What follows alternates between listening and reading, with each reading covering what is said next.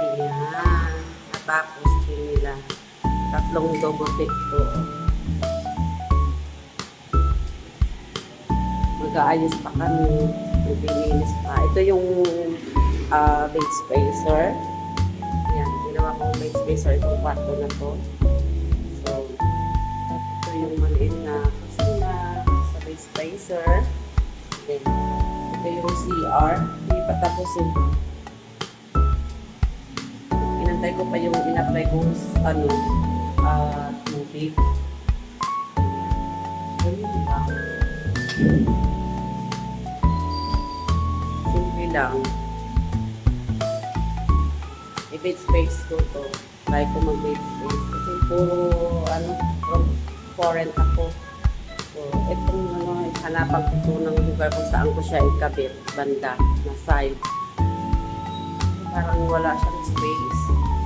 Pwede kaya dito ko ilagay kusina dito. Ewan ko lang. Bahala na. Yan, mahalaga.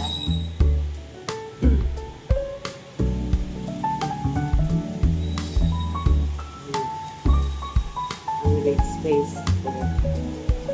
Nasaan na ba yung makasama ko? Iniwan na ako. Malaki to.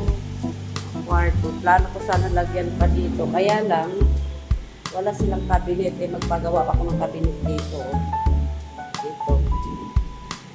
Para may cabinet sila.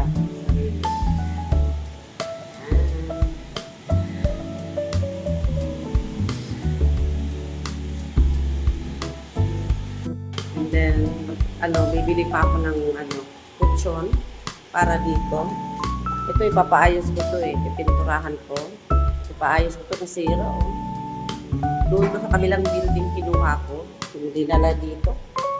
Bigat. Kasi siya, solid siya na, pa kasi nito, na bakal. Solid siya. As mabigat. Hindi kaya ng isang tao, dalawa. Super bigat talaga siya. So, mamimili ako ng kutsyon. Ng mga gamit dito. Ito yung pwede pa dito isa. So, lahat dito, na kwarto na to, ay itong tao, pwede sila mag-occupy. Ayan. Tapos lagyan ko sila dito na maliit na misa. Ayan, maliit na misa. 2x2. Kasi hindi naman yan sila sabay-sabay kakain. Puro babae lang ilagay ko dito. Tapos dito na area, lagyan ko dito ng cabinet ng mga damit nila. Kanya-kanya sila susi. Good for 2 person. Pagagandahin ko pa ito. Wala pa. Dadalhin ko, magdala ako dito mga ibang mga paintings. Ayan. Para maging naman, kaaya-aya. Ipinturahan pa ito. Lagyan ito ng ganun. Lagyan ito ng bakit nasira. Pipinturahan ko. Justin!